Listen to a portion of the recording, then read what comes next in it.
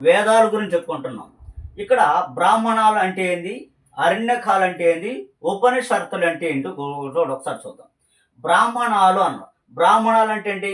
వేదంలోని శ్లోకాలను, క్రతువులను, మరి తత్వాలను గురించి గద్య రూపములో కలదు. గద్య రూపం నాటే పద్య రూపం. రైట్, ఒక అంశం. వేదాలను, శ్లోకాలు, క్రతువులు, తత్వాలు ఏ రూపంలో ఉంటాయి అని చెప్పేసి బ్రాహ్మణాల్లో ఉంటాయంటే గద్య రూపంలో ఉంటాయని విషయాన్ని మనం చెప్పాలి. ఒకటి. రెండు, అరణ్యకాలు అన్నాడు. అరణ్యకాలు అంటే ఏంది? విద్యావాదము, మరి క్రతువులు, మరి సంస్కారాలు గురించి తెలియజేస్తుంది. ఏది? అరణ్యకాలు. మనకు ఎలాంటి బిట్లు ఇస్తాడు మనకు డిఎస్సిలో. అరణ్యకాలు ఈ క్రింది వానిలో దేట్ల గురించి తెలియజేస్తాయని అంటాడు. ఆప్షన్ ఏలో పెట్టాడు విద్యావాదము, బిలో క్రతువులు, సిలో సంస్కారాలు, డిలో పైవన్నీ అని పెట్టున్నాడు. ఆప్షన్ ఏది ఇప్పుడు? పైవన్యు అనే విషయాన్ని మనం చెప్పుకోవచ్చు. నెక్స్ట్, ఉపనిషత్తులు. ఉపనిషత్తులు దేని గురించి తెలియజేస్తాయని అంటే మన యొక్క ఆత్మ మరియు ప్రకృతి యొక్క రహస్యాల గురించి తెలియజేస్తుంది ఉపనిషత్తులు. రైట్, ఓకేనా? కాబట్టి జాగ్రత్త పెట్టుకోండి. ఇక్కడ మనకు ఎలాంటి ప్రశ్నలు స్పందించేదానికి అవకాశం అంటే ఉపనిషత్తులు రైట్ దేని గురించి తెలియజేస్తాయంటాడు? ఆత్మ మరియు రైట్ ప్రకృతి యొక్క రహస్యాల గురించి తెలియజేస్తుంది అనే విషయాన్ని మనము చెప్పుకోవచ్చు. రైట్, ఇప్పుడు మనకు ఈ అంశాలన్నీ మనము డిస్కస్ చేసాం. నెక్స్ట్ మనకు ఉన్నటువంటి అంశాల్లో భాగంగా మరొక మంచి టాపిక్ ఏదంటే వేదాలు. వేదకాలంగా ఈ వేదకాలాన్ని రెండు రకాలుగా వర్గీకరిస్తాడు. ఒకటి వచ్చేమో తొలి వేదకాలము, మరొకటి ఏంది మలివేద కాలం అనే విషయాన్ని మనం చెప్పుకోవచ్చు. ఇప్పుడు తొలివేద కాలం యొక్క కాలం ఏంటని అంటాడు. తొలివేద కాలం యొక్క కాలం ఎప్పటి నుంచి ఎప్పటి వరకు అని అంటే క్రీస్తు పూర్వం. ఎప్పుడు? క్రీస్తు పూర్వం 1500 నుంచి 1000 సంవత్సరాల మధ్య కాలాన్ని మనం ఏమంటాము? తొలివేద కాలం అంటాం. మరి అదేవిధంగా మలివేద కాలం ఎప్పటి నుంచి అనంటే క్రీస్తు పూర్వం 1000 నుంచి 600 మధ్య కాలాన్ని మనం ఏమంటాము అనంటే మలివేద కాలం అనే విషయం మనం చెప్పుకోవచ్చు. రైట్, ఓకేనా? ఇప్పుడు మనకు ఈ రెండు నారకతలు ఏది వేదకాలం నారక లక్షణాలను పై రెండు కాలాల్లోనూ చూడవచ్చు అని చెప్పేసి అన్నాడు. రైట్, ఓకేనా? ఆ రెండు అంశాలు కూడా మనం జాగ్రత్తగా చూద్దాం. Right, okay. మీకు టెక్స్ట్ బుక్ నుంచి మీకు లైన్ టు లైన్ అందిస్తున్నది మన గణిత్ స్టడీస్, గణిత్ డిఎస్సి. జాగ్రత్త చదవండి. తొలి వేద కాలం గురించి చూద్దాం. తొలి వేద కాలంలో కుటుంబం అనేది ప్రాథమిక సమూహం. కుటుంబం ప్రాథమిక సమూహం. ఆ కుటుంబంలో తండ్రే ఆ కుటుంబానికి పెద్ద. తొలివేద కాలంలో ఉమ్మడి కుటుంబం అనేది ఉండేది.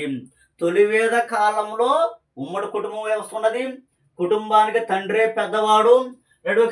అంటే కుటుంబమే సమాజానికి ప్రాథమిక అంగం అనే విషయాన్ని అక్కడ చెప్పారు. ఇక్కడ తొలివేద కాలంలో యుద్ధములో పట్టుబడినటువంటి ఖైదీల్ని బానిసులుగా చేసుకునేటువంటి వారు అన్నమాట, దాసులుగా చేసుకునేవారు. ఇక్కడ తొలివేద కాలంలో ఒకే భార్య ఉండేది. రైట్, ఓకేనా?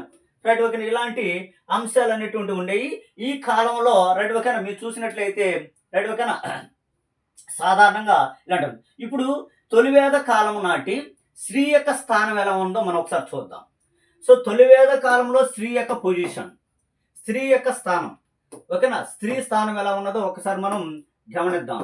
చూడండి, స్త్రీ యొక్క స్థానం ఎలా ఉన్నదో అని అంటే ఓకేనా. రైట్, స్త్రీ స్థానం ఎలా ఉన్నది అని అంటే ఇక్కడ మీరు గుర్తించినట్లయితే చూడండి, స్త్రీలు అంటే తొలివేద కాలంలో స్త్రీకి అత్యంత గౌరవ స్థానం ఉండేది. మరి స్త్రీలు వేదాలను చదువుకునేవారు. స్త్రీలలో బాల్య వివాహాలు లేవు. మరి అదేవిధంగా సతీసాగం విధానం లేదు. రైట్, చూసారా? అదేవిధంగా వితంతు తిరిగి వివాహం చేసుకునే పద్ధతి కూడా ఉన్నది. ఘోష, అపాల, లోపముద్ర, ఇంద్రణి, ఈశ్వరణ వంటి విద్యావంతులైనటువంటి గొప్ప మేధ పండితులు ఈ స్త్రీలు తమ భర్తలతో పాటు అన్ని ధార్మిక కార్యక్రమాల్లో పాల్గొనేవారు. ఓకేనా? చూసారా? ఇక్కడ ఉన్నటువంటి అంశాలన్నీ కూడా మనకు చెప్పడం అనేది జరిగింది. రైట్, ఓకేనా? నెక్స్ట్ మనకు ఏమన్నాడు? వేషధారణ. తొలివేద కాలంలో వేషధారణ ఎలా ఉండింది అని అంటే, తొలి వేద కాలంలో వేషధారణ ఎలా ఉన్నది అని అంటే, సో వాస అంటే దోవతి కట్టుకుంటున్నారు కదా, ఈ రోజు కూడా కట్టుకున్నారు కదా ఒకటి. ఆదివాస శరీరంపై పై భాగం మళ్ళీ అదే కప్పుకునేవాడు. Okay right, అర్థందా? మరి ప్రస్తుత వేషధారణలో పోలి ఉందా లేదా? ఉంది. అదేవిధంగా దుస్తుల పైన దుస్తులకు బంగార దారంతో కుట్టుకు ఈరోజు కూడా గోల్డ్తో తయారు చేసినటువంటి శారీసు, జాకెట్స్ ఉన్నాయి. మరి అదేవిధంగా స్త్రీలు చెవులకి రింగులు పెట్టుకునేవారు, కంఠభరణాలు ధరించేవారు, గాజులు వేసుకునేవారు. ఈరోజు కూడా గాజులు వేసుకుంటున్నారు. ఓకేనా? సో కాళ్ళకి పట్టీలు వేసుకునేవారు. స్త్రీలు తలకు నూనె రాసుకొని జడలు వేసుకునేవి. ఈరోజు కూడా నూనె రాసుకున్నారు, జడలు వేసుకున్నారు. పురుషుడు గడ్డాలను మీసాలను పెంచుకుంటునేవాడు. ఈరోజు కూడా ఇదే వాతావరణం మనకు కనబడతా ఉన్నది.